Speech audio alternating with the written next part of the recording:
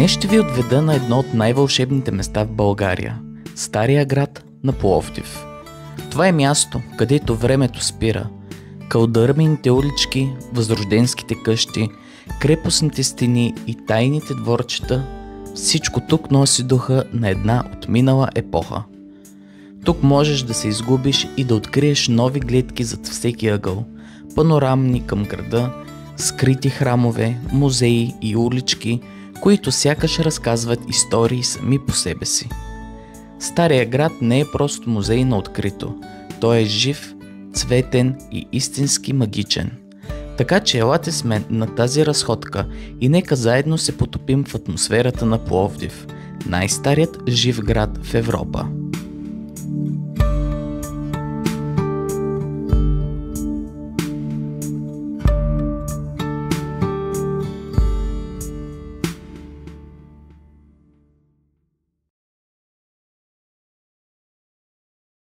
Здравейте, приятели! Аз съм Емко и тази седмица видеята от България продължават.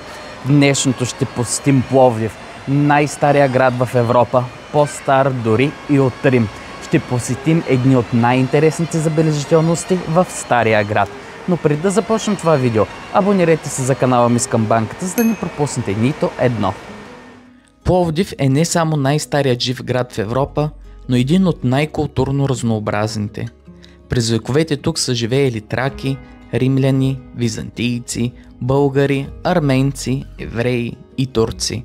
Всяка общност е оставила своя отпечатък в архитектурата, музиката и кулинарията на града. Градът е известен с така нареченото Тримонциум, трите хълма, Небет тепе, Джамбаз тепе и Таксим тепе, които са символи на Пловдив и предлагат уникални гледки към града. От всяка височина може да видиш как старото и новото се преплитат. Кълдърмени улички и модерни сгради, старинни къщи и модерни кафенета. Любопитно е, че Пловдив има повече музеи на глава от населението, отколкото почти всеки друг град в България. От археологически музеи до къщи музеи на възрожденски търговци. Градът е истинска съкровищница за любителите на историята и изкуството. И най-интересното, Пловдив е град, в който музиката и фестивалите са навсякъде. От античния театър до капана, почти всеки уикенд може да попаднеш на концерт, изложба или улично представление. Това е град, който не спира да живее и да диша култура. Днешната обиколка ще започне от централната пешеходна улица, на която се намира старият римски стадион. Интересен факт е, че този римски стадион доста скоро са го открили и той е де-факто под самата пешеходна пътека. Много интересно е направено с различни тераси, откъдето можеш да видиш част от него как е изглеждал и както има голям макет, в който може да си представим как е било едно време. Точно под главната улица на Пловдив се крие едно невероятно откритие – Римския стадион, построен през II век по времето на управлението на император Адриан. Макар повечето от него да е скрит под улиците и сградите днес, все още можеш да видиш огромната му част, включително мястото за зрителите и арената, където са се провеждали спортни състезания и представления. Стадионът е можел да побере около 30 000 зрители, което за онези времена е впечатляващо. Той е служил не само за спорт, но и за политически и културни събития. Римляните обичали да събират хората на едно място, за да наблюдават гладиаторските битки и церемонии. Интересното е, че днес част от него е покрита с улици и сгради, но археолозите са успели да разкрият големи участъци, които можеш да посетиш. Стъпвайки тук, усещаш невероятната връзка между древността и модерния град. Точно така, Пловдив е град, където историята буквално излиза на повърхността под краката ти.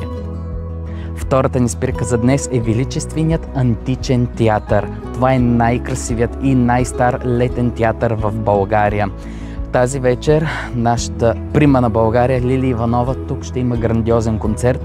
За съжаление няма как да дойда, защото билетите са свършили, но ако знаех по-рано, щях, разбира се, да си взема.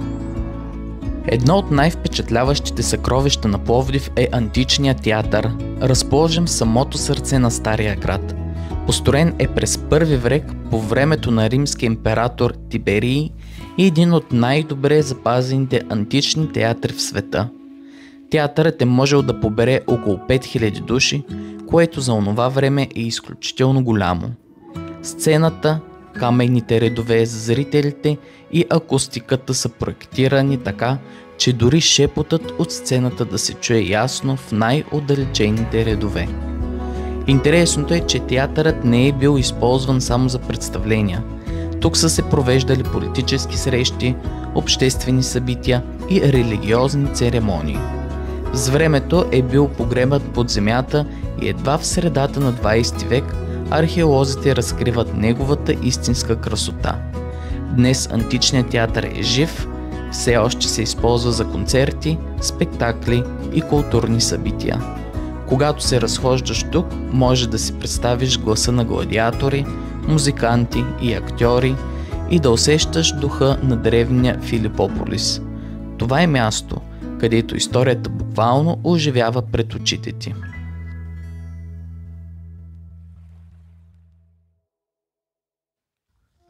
Пловдив е град с изключителна история. Смятан е за най-стария жив град в Европа и един от най-старите в света. Археолозите вярват, че хората са живеели тук още преди повече от 8000 летия. Това го прави по-древен от Рим, Атина и дори от Троя. През вековете градът е имал много имена. Траките го наричат Еумолпия, по-късно става Филипополис, когато Александър Македонски го завладява и подарява на баща си, Филип II. При римляните той е Триномциум, градът на трите холма, а след това византийците и османците също оставят своите следи. Всяка епоха е вплела в част от себе си в архитектурата, културата и духа на Пловдив. Старият град е сърцето на тази история. Тук можеш да се разходиш по кълдъръмените улички, да минеш покрай високи каменни зидове, да влезеш в богато украсени възрожденски къщи, които някога са принадлежили на заможни търговци, и да усетиш какъв е бил животът тук преди няколко века. Сред най-ценните съкровища е античният театър, построен още през първи век, който и днес се използва за концерти и представления. Разходката из Стария Пловдив е като пътуване във времето. Всеки ъгъл носи история, всяка къща пази тайна, а атмосферата е едновременно спокойна и величествена. Тук миналото не е застинало в книги или в музеи. То е живо и те посреща с всяка крачка. Следващата ни къща е Балабановата. Тя е една от най-добрите запазени възрожденски къщи в Стария град на Пловдив. Сред кълдъръмените улички на Стария град на Пловдив се издига една от най-красивите възрожденски къщи – Балабановата къща. Построена е през 1830-те години и е принадлежала на заможен търговец от фамилията Балабанови. Всяка стая е внимателно проектирана, от дневните и трапезари до малките салони за гости, като показват как са живеели богатите търговци на Пловдив през 19 век. Разхождайки се из двора, коридорите и стаите й, може да почувстваш духа на пловдивската възрожденска епоха, едно време на култура, богатство и изкуство, което днес продължава да вдъхновява всеки посетител.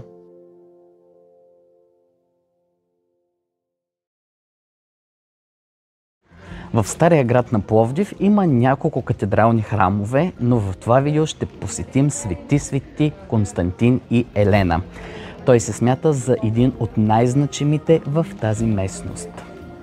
Една от най-старите и значими църкви в Пловдив е Свети Константин и Елена, която се намира в самия Стар град в непосредствена близост до крепостните стени на Небет тепе.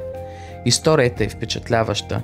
Според археолозите, първоначалният храм на това място датира още от 4 век, което я прави една от най-древните християнски църкви в България.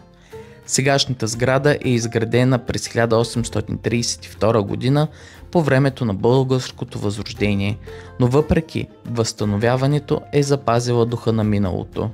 Църквата впечатлява с богато украсения си иконостас, изработен от майстори от Бебър, както и с стенописите, които пресъздават библейските сцени и светци. След като разгледахме храма Свети Константин и Елена, време е да се отправим към последната ни спирка за днес – Регионалния етнографски музей. Тук ще се потопим в автентичния бит и културата на Пловдивския край и ще видим как са живеели хората през Възраждането.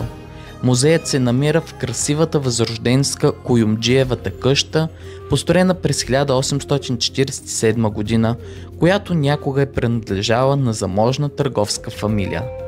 Архитектурата й впечатлява с широки еркери, дървени балкони и богато украсени фасади. Перфектен пример за стилната пловдивска възрожденска къща. Вътре ще откриете автентични мебели, домашни съдове, облекла, накити и инструменти на различни занаяти, от гранчарство и дърверезба до тъкане и коприноплетство. Всеки предмет разказва историята на хората, които са живеели и работили в града и околностите му преди стотици години. Експозицията включва и тематични стаи, които пресъздават типичен възрожденски дом, от трапезария и салони за гости до спалните помещения и кухнята. Посещението тук е като пътуване във времето. Усещаш какъв е бил ежедневният живот на богатите пловдивски фамилии и как традициите са се предавали от поколение на поколение. Регионалният етнографски музей не е просто място за разглеждане на експонати, той е жив паметник на културата и историята на Пловдив, където миналото оживява и позволява на всеки посетител да се потопи в автентичната атмосфера на Възраждането. Това беше, приятели, първото видео от Пловдив. Надявам се да ви е харесало и ако е така, не забравяйте да се абонирате за канала ми с камбанката, защото по този начин много помагате за подкрепата на канала ми, както може да ме последвате и за допълнително съдържание в социалните мрежи Facebook и Instagram. Аз леко съжалих, че до сега никога не съм намирал време да посета този прекрасен наш български град, но със сигурност от тук нататък ще го посещавам често. Обичам ви и ще се видим с вас следващата седмица.